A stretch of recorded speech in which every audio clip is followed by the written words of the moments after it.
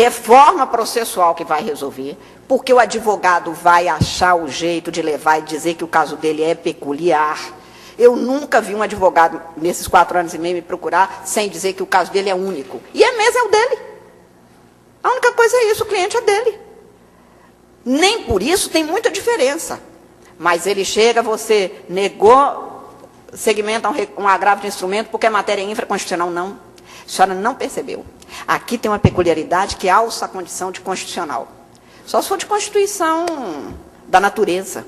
Porque da Constituição brasileira não tem.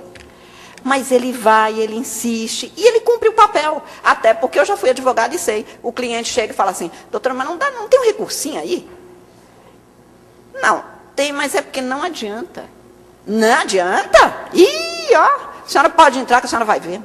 Inclusive porque já teve gente no meu escritório para dizer que um pastor tinha garantido a ele que ele ganharia a causa. Podia entrar sem problema nenhum, o caso dele era único. Ele era abençoado por Deus. Ué, aí não dá para comparar. Este quadro, portanto, é que faz com que eu acho que este seja um dos instrumentos que pode servir se for bem aplicado. Eu não acho que a súmula vinculante acaba com a insegurança jurídica. Na verdade, ele é um instrumento, tal como o Vitor Nunes Leal propôs na década de 60. Literalmente, ele dizia, de ordem prática. E eu só acho que, em nome de um pragmatismo exagerado, o Supremo Tribunal não pode exercer uma jurisdição constitucional só defensiva.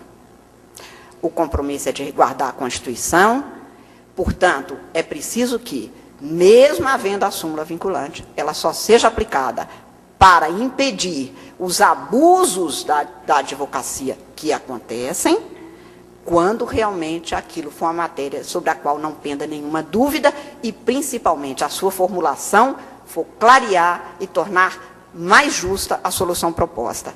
Porque também vale o que disse o Maquiavel em O Príncipe. A tarefa mais difícil do príncipe é elaborar normas, porque as palavras são enganosas. O Congresso Nacional, uma Assembleia Legislativa, quando faz uma norma, passa por não sei quantas vezes, não sei quantas comissões, por emendas de redação, e está aí a lei julgada até essa madrugada, com problemas de redação, questionadas no Supremo Tribunal Federal. Imagina 11 pessoas assentadas numa sessão pública e que resolvem uma redação. Isso, às vezes, não clareia, confunde. É isso que pode acontecer realmente se não tiver um cuidado enorme.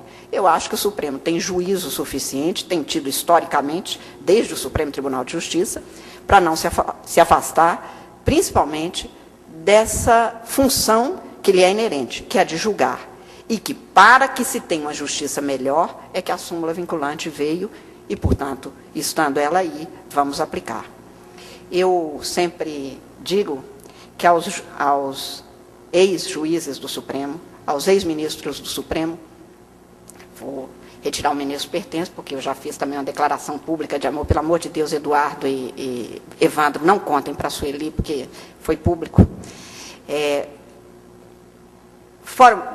Vou tirar o ministro Pertence, mas para dizer que os ministros do Supremo, que eram ministros do Supremo, sempre tiveram muito cuidado no trato dessas inovações e esperaram que as instituições, as competências do Supremo, fossem exercidas com todo cuidado para que a sociedade não tivesse sobressaltos.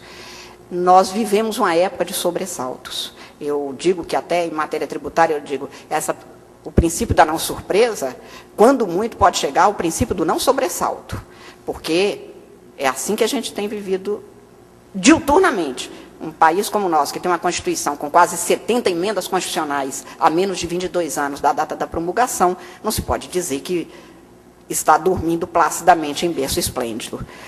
É preciso, portanto, que o Supremo tenha este cuidado, mas é preciso também que os tribunais, ao aplicarem as súmulas, também levem em consideração os princípios éticos que devem nortear a função de julgar. A independência do juiz é, sim, importante, mas o juiz existe para o jurisdicionado, juiz não existe para si mesmo. Por isso, eu termino fazendo duas ponderações. A primeira é de que eu acho que quanto mais nós tivermos a possibilidade de que cada cidadão, cada jurisdicionado, possa ter o seu caso julgado, obedecendo-se mesmo às singularidades verdadeiras, não criadas, para que ele se sinta tendo recebido a justiça, tanto melhor.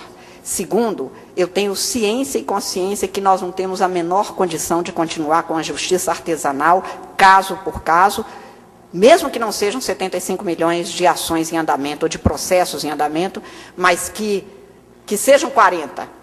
É um número exorbitante para uma sociedade que precisa de dar uma resposta rápida. E nunca tive ilusões de que justiça que tarda falha. Essa história de que justiça tarda, mas não falha, é mentira. A pessoa que está esperando o remédio, a pessoa que está esperando a escola para o filho, ela precisa disso, é para hoje, não é para daqui a muito tempo. Por tudo isso, é que eu acho que a súmula vinculante pode ser um dos instrumentos, mas ela não pode ser considerada isoladamente, ela não pode ser exercida com muita voracidade, pelo contrário, há de ser exercida parcimoniosamente.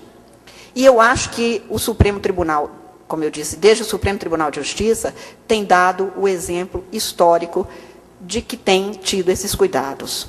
Eu, quanto mais exerço a função no tribunal, mas eu respeito cada um dos juízes que ali passaram, nem vou dizer dos mineiros, que foram exemplos de ética, trabalho, dedicação, e que, portanto, são um belo caminho para a gente continuar, pelo menos, tentando fazer o melhor. Se não fosse por mim, eu faria para merecer o ministro Sepúlveda pertence, e o que ele foi, e o que ele é.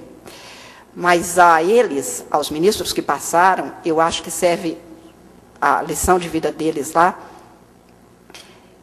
serve mais do que isso, serve para que a gente tenha sempre, no seu exemplo, uma permanente, constante saudade que a gente não quer esquecer.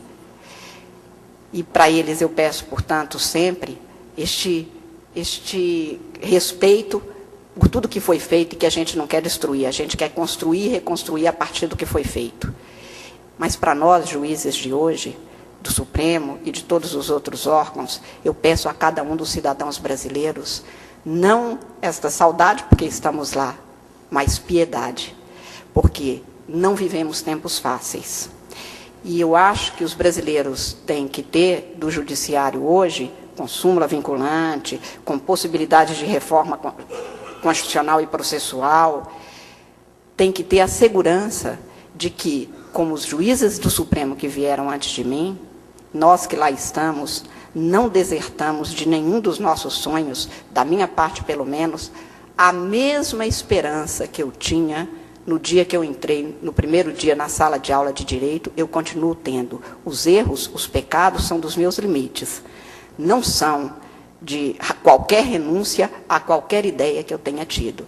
O que eu queria era só que cada brasileiro pudesse dormir tendo a certeza disso, de que nós perseveramos querendo mais do que todos os brasileiros, que o Brasil dê certo e que seja justo para todo mundo.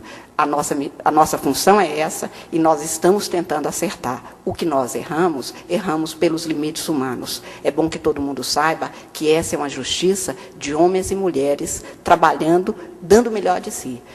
Se esse melhor não é o suficiente, pelo menos nós queremos que os que vierem depois de nós possam sonhar os sonhos que nós sonhamos.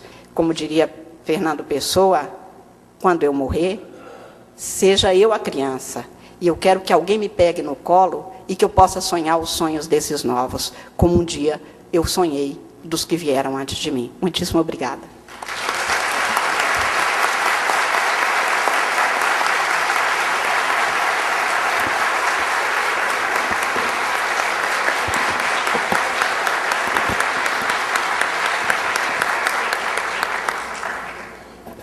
Sem mais considerações por hora, passo a palavra ao nosso debatedor, desembargador José Edgar Pena Amorim. Senhor presidente, meu caro colega, desembargador Fernando Brant, ilustre conferencista, ministra Carmen Lúcia, Eu gostaria inicialmente de agradecer o convite que me foi formulado para ter a honra de participar dessa mesa como debatedor pelo Instituto Vitor Nunes Leal, eu faço na pessoa do ministro Pertence, e pela Escola Judicial Desembargador Edésio Fernandes, aqui representada pelo desembargador Fernando Brant.